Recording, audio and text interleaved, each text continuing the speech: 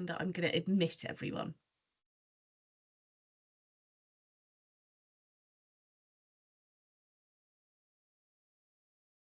Just to make you aware, the recording has begun rather than it starting at a set point.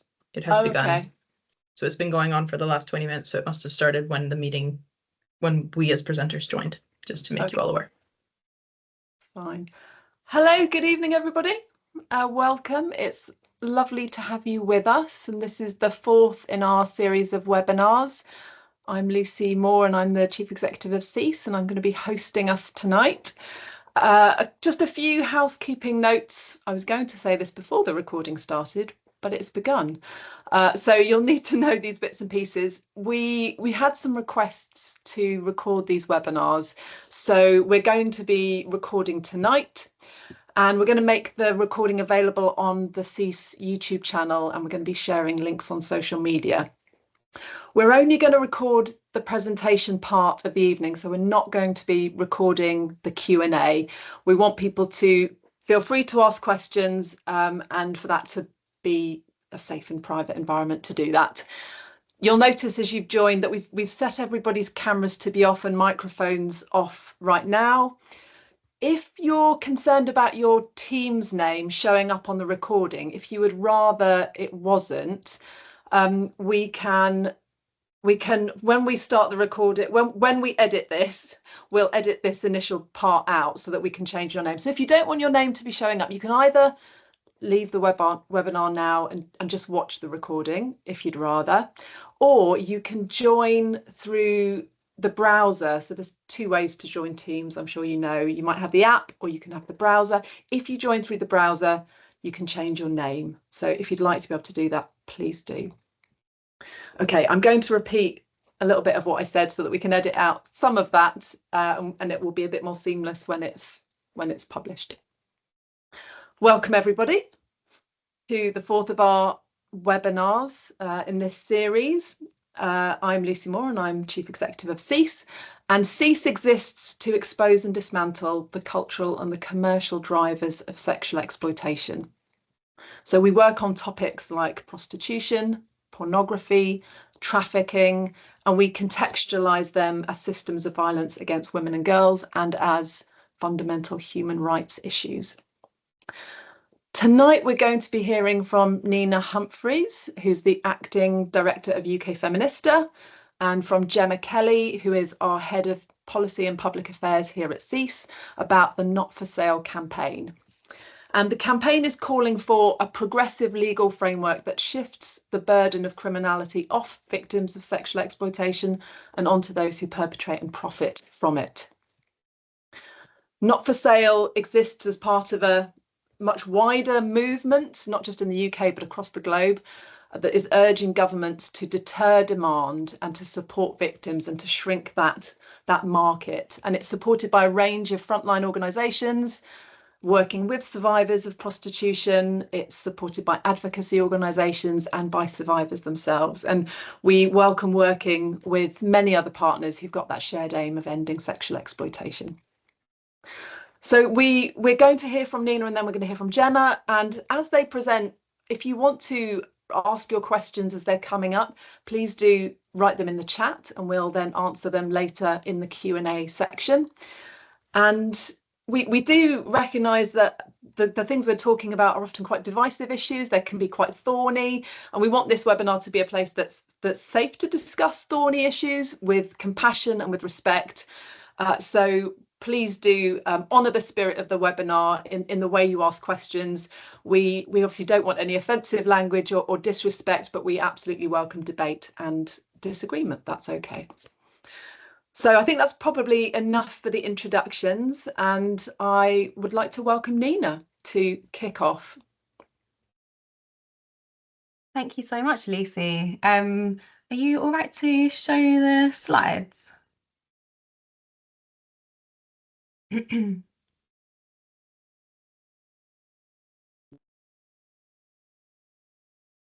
Brilliant. Yeah, thank you so much, Lucy, and good evening, everyone. I'm really pleased to be here this evening to talk about the Not for Sale campaign that we're running with CEASE. So just as an introduction, UK Feminista is a charitable organisation that works for a society in which women and girls live free from sexism and male violence. We have two main programmes of work. Those are tackling sexism in schools and combating commercial sexual exploitation. Our commercial sexual exploitation work includes providing secretariat to the APPG on commercial sexual exploitation. That's the all-party parliamentary group on commercial sexual exploitation, and also the A Model for Scotland campaign. If you could show the next slide, please. Thank you. So on 23rd of September this year, UK Feminista and CEASE launched the Not for Sale campaign at the Labour Party conference in Liverpool. Here's a photo of our fantastic speakers, and they included a survivor of prostitution, the Minister for Safeguarding and Violence Against Women and Girls, Jess Phillips, and also the United Nations Special Rapporteur for Violence Against Women and Girls, Rima Al-Salem. Next slide, please. So Not for Sale is calling on the government to do three main things: support rather than sanction women exploited through prostitution, deter demand for prostitution and sex trafficking, and stop pimping websites from fueling sexual exploitation. So I know Gemma's going to say a bit more about the changes we're calling for later, but to begin with, I'm going to set out why change is needed. Next slide, please. Oh, sorry, next slide again. Thank you. Okay, so firstly, change is needed because commercial sexual exploitation is rife in the UK.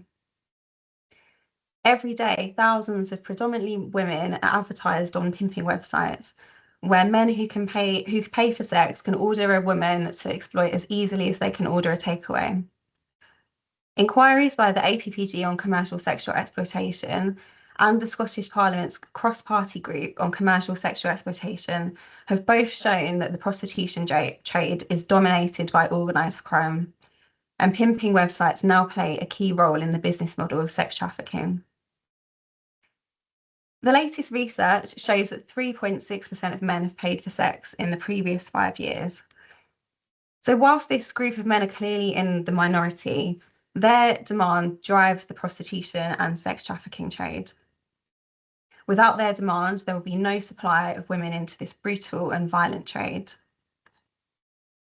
And I say men because evidence shows that this is a gendered problem. The majority of those involved in the sex trade are women, and the vast majority who pay for sex are men.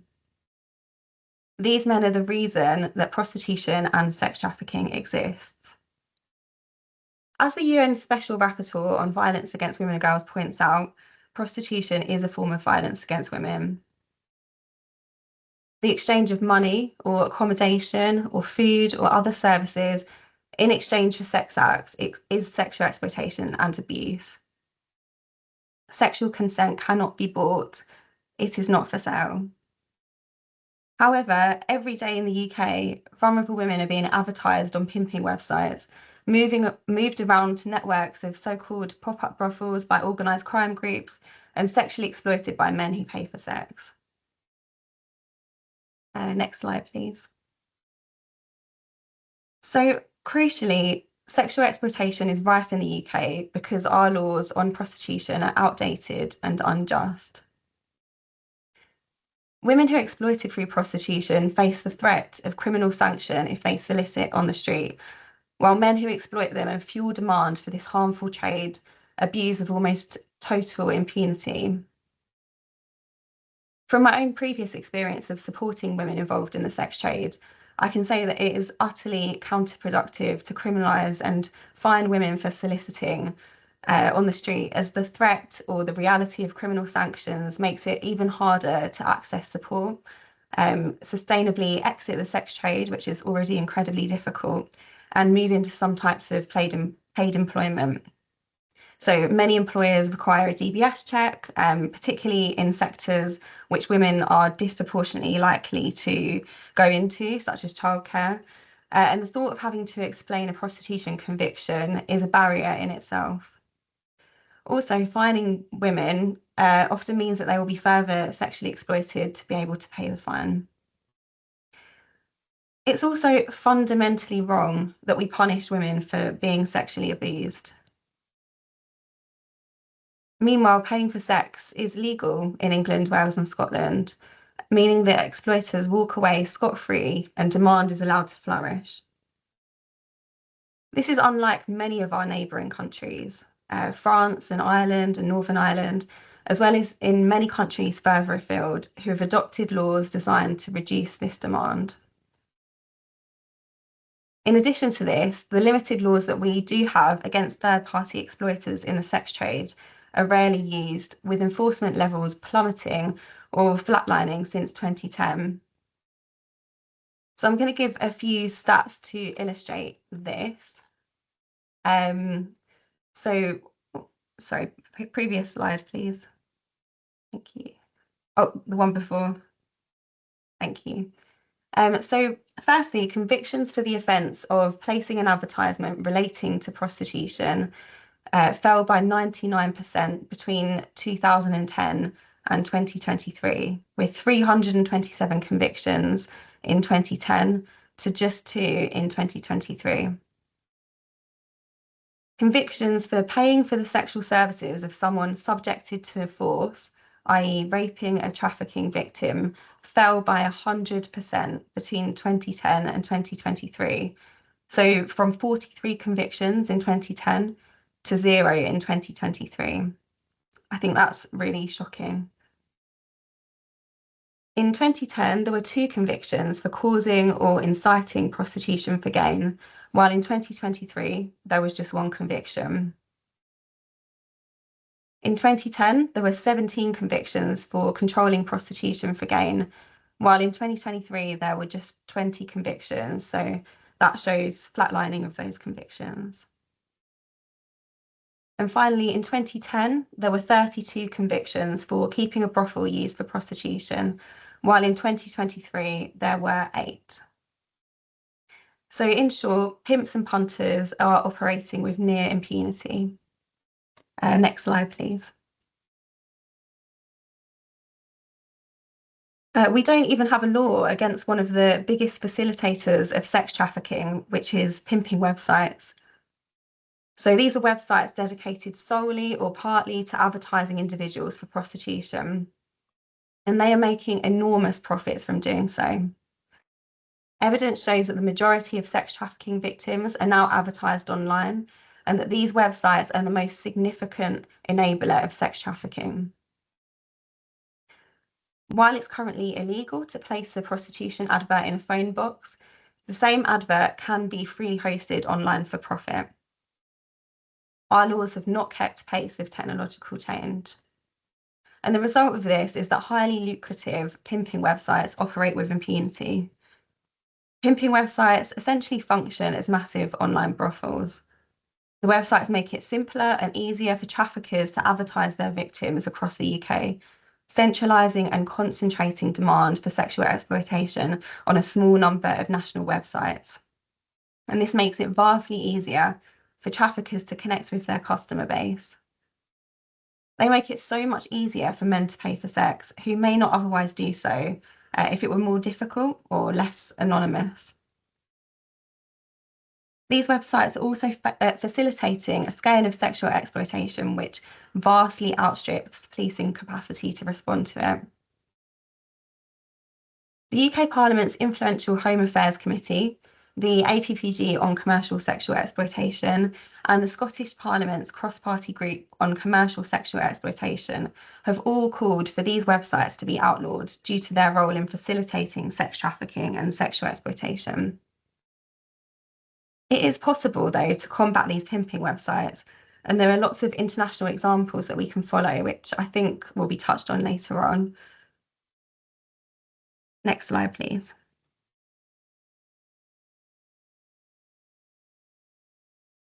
So Megan King, who is a survivor of sexual exploitation and gave evidence to an inquiry by the Scottish Parliament's cross-party group, said this: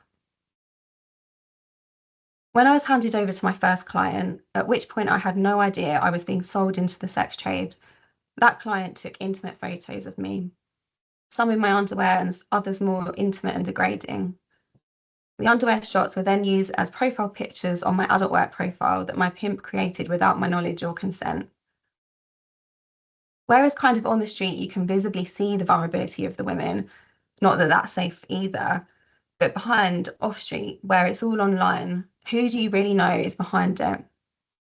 It's very, very easy for exploiters to get away with advertising whoever they want. So to conclude, our prostitution laws are not fit for purpose. They fail to support victims, they don't hold exploiters to account, and they do not deter demand from sex buyers. That has to change. I'm now going to hand over to Gemma, who's going to discuss how our laws must change and how the Not for Sale campaign is pushing for this law reform. Thank you very much. Thanks, Nina. Thank you, everybody, for joining this evening. As Lucy said and Nina said, my name is Gemma and I'm Head of Policy and Public Affairs here at CEASE. I want to speak to you a little bit about the questions that people ask us when we are talking about this progressive type of legislation that we are really going to be trying hard to campaign for, and some of the common myths and the impact of that. I'm then going to give some examples of countries that have implemented similar legislation and others that have not, and what we have learned from their experiences. We have come into this particular area of work and campaign by looking at all of the research and all of the different kind of legislative ways that this can be tackled. And we, CEASE and UK Feminista, are very much in favour of what Nina has outlined, which is a really progressive form of legislation that will deter men from buying sex. It will decriminalise women who are selling sex or anybody who's selling sex. It will provide support and wraparound services and also exiting services, as well as criminalising pimping websites. So before I do that, I'm going to just quickly run through some of the myths that come up when we have these types of discussions. So if we can go to the next slide, please, that would be great. Thank you. So the first myth that we are going to look at is the myth that prostitution is regular work, like any other type of job. And so from our point of view with the Not for Sale campaign, we fundamentally believe that prostitution is violence against women and girls.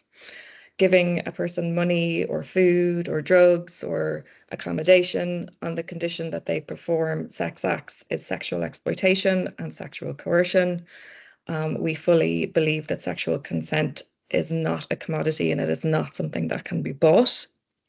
It's also really important that we remember that prostitution is built on inequality, so both gender inequality, economic inequality, racial inequality, and that's just to name a few. Most people who are exploited through prostitution are women, as Nina has already said, but the overwhelming majority of people who pay to sexually exploit them are men.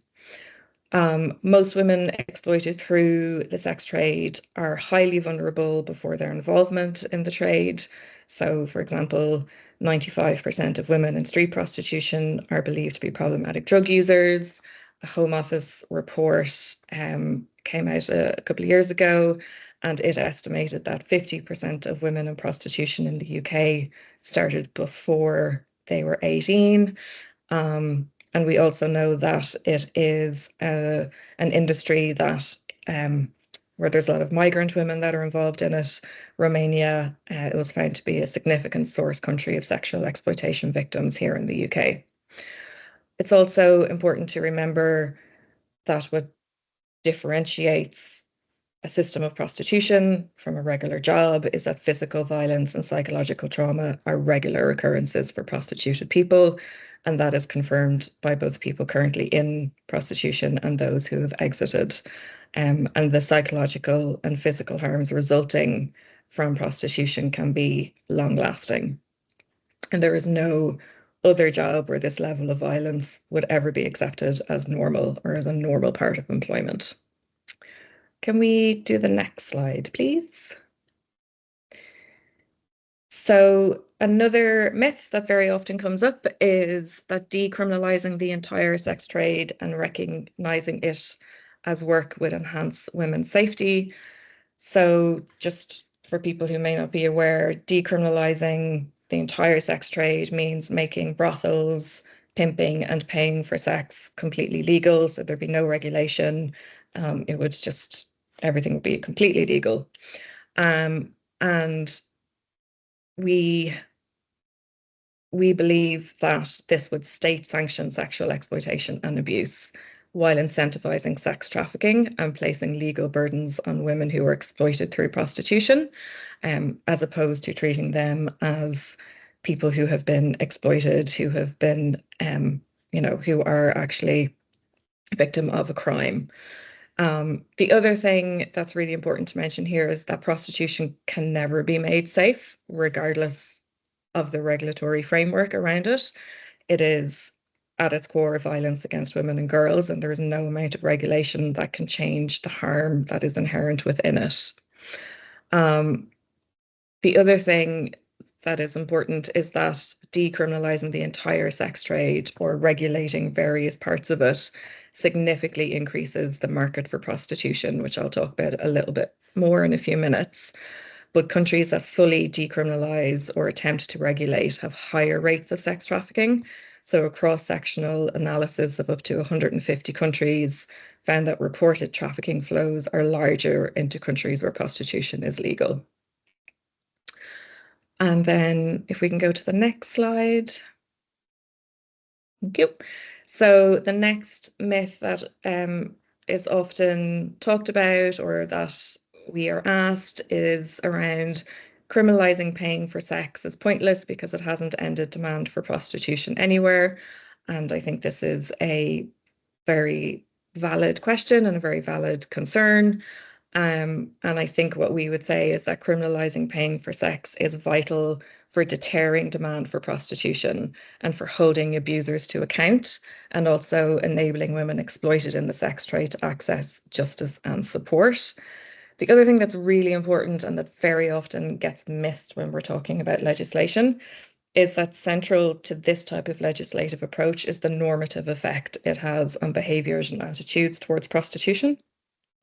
So having legislation like the one that we are outlining today, that is, well established in other countries, which I will talk about in a few minutes, it seeks to establish norms under which no woman, man, girl, or boy can be sold, and no one has the right to sexually exploit another human being. So it really gets at that consumer level demand for commercial sex, which we believe is the root cause of prostitution. And that's really important.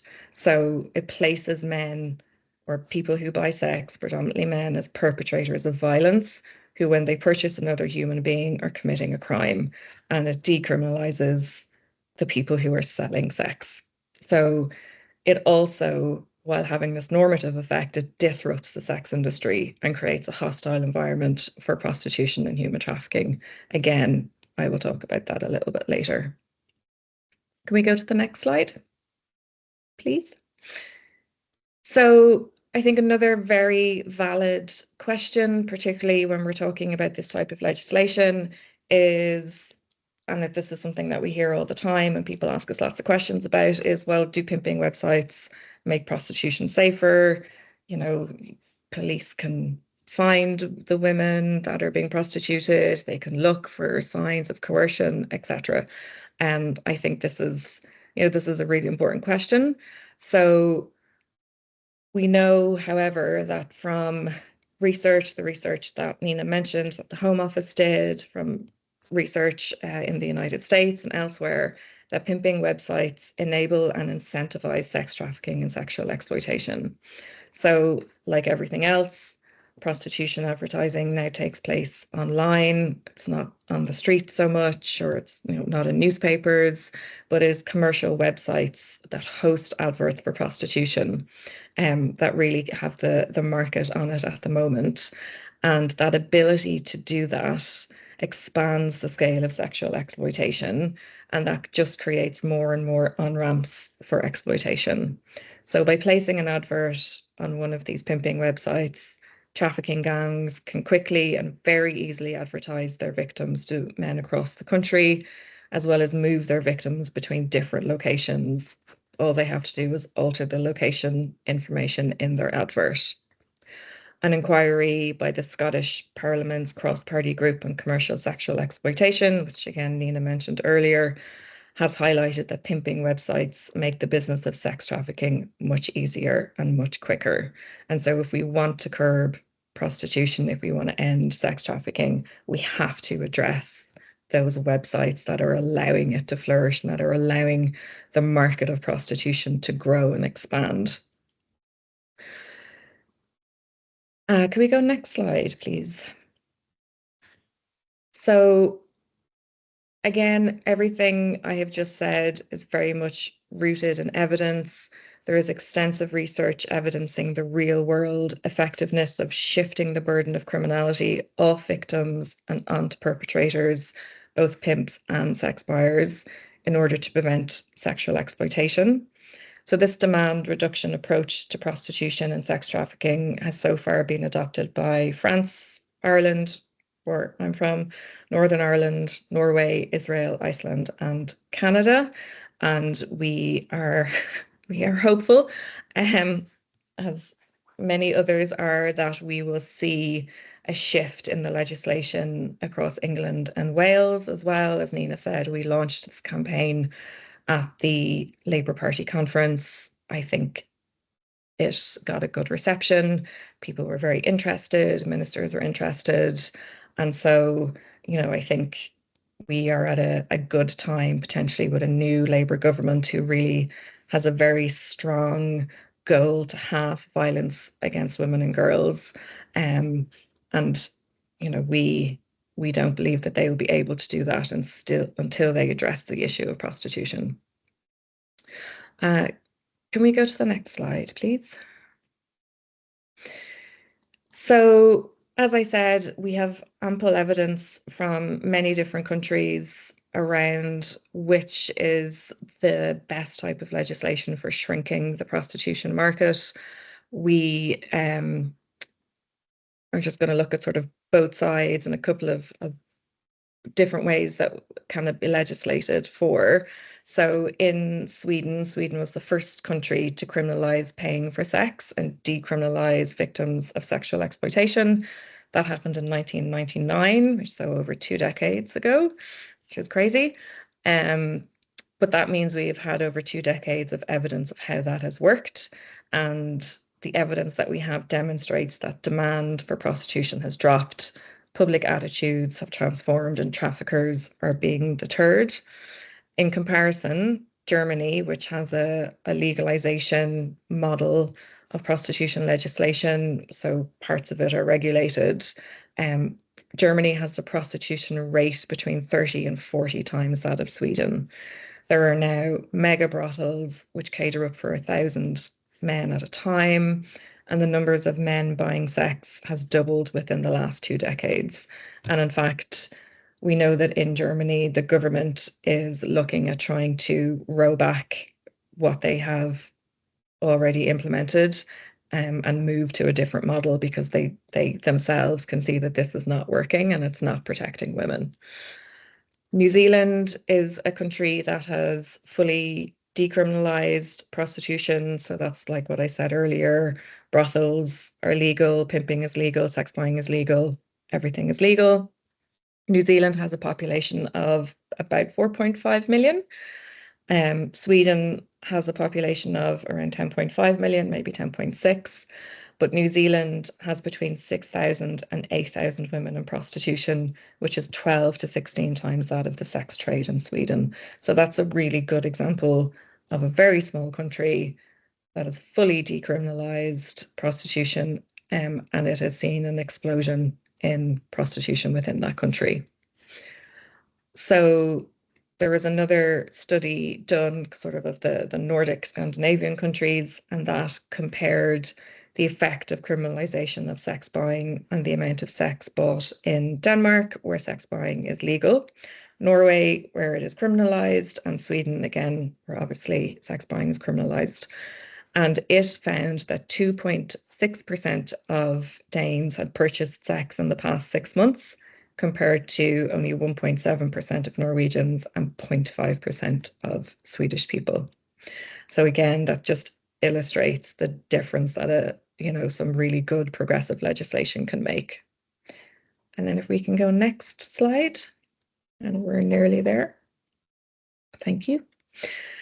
So studies from other countries. So there were studies done in Jersey City, in New Jersey, in the States, also San Francisco, in California, and also Bolton here in the UK. And those studies found that arresting and educating men for soliciting prostitution produced a 40 to 75% reductions in prostitution.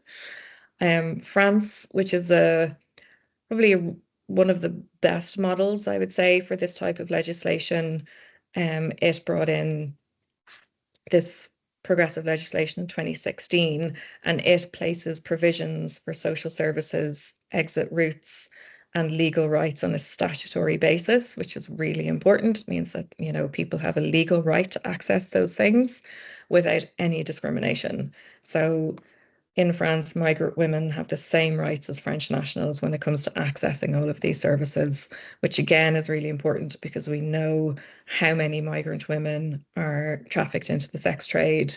And we also know that there can be issues around their visas and the asylum process.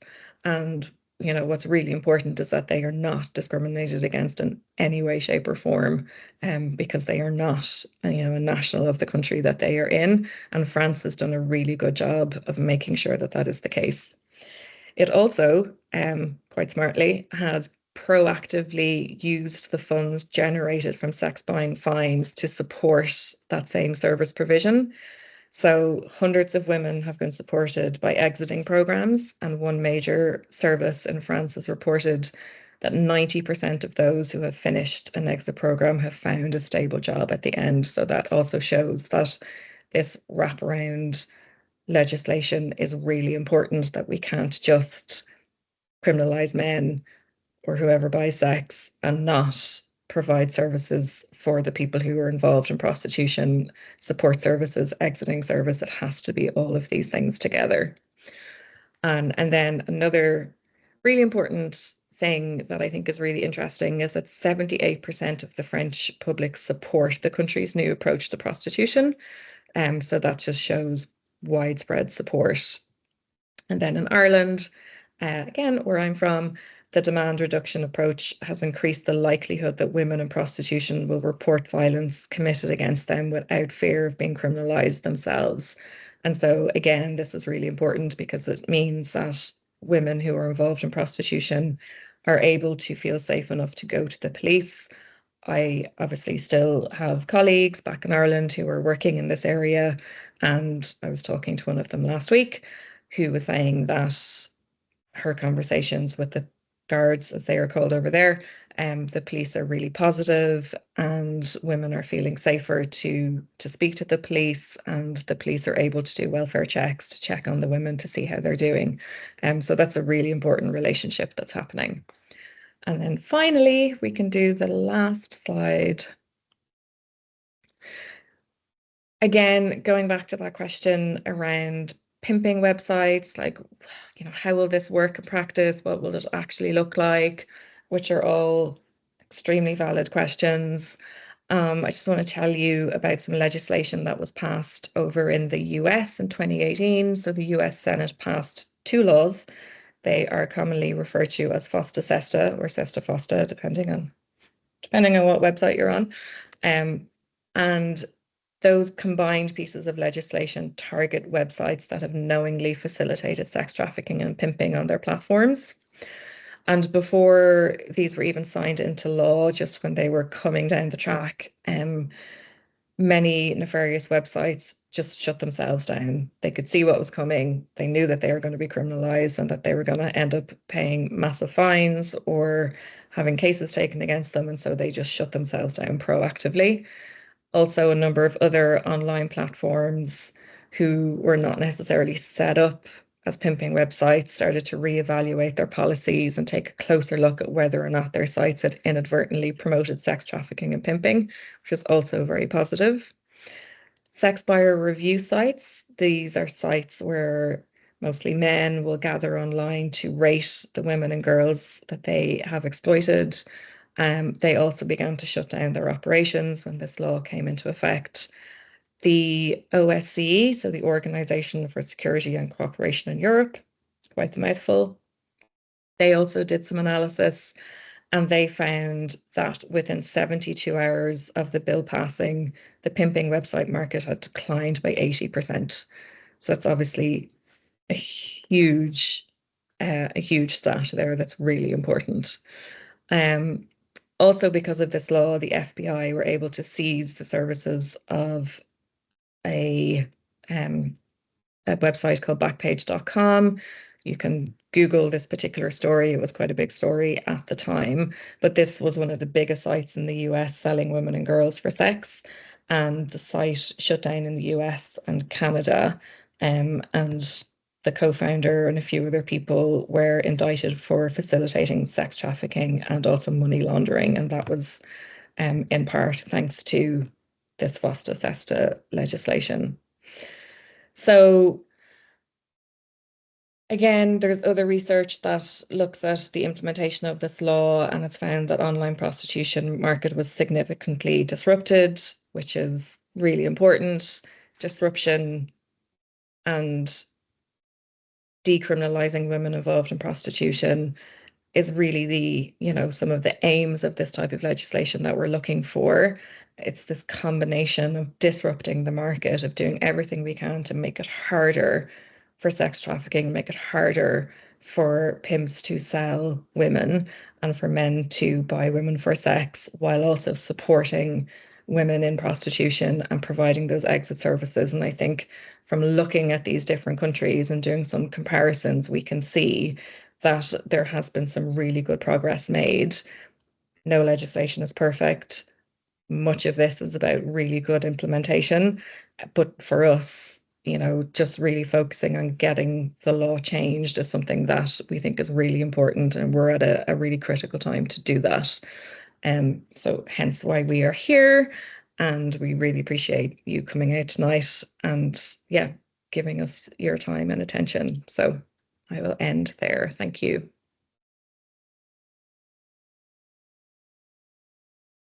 Thank you, Nina. Thank you, Gemma, for both of your presentations. And that brings us to the end of this section of our webinar. So just before we begin the Q&A, thank you to everybody for listening. And we're going to end the recording now. And as that's happening, we can sort of open the Q&A. So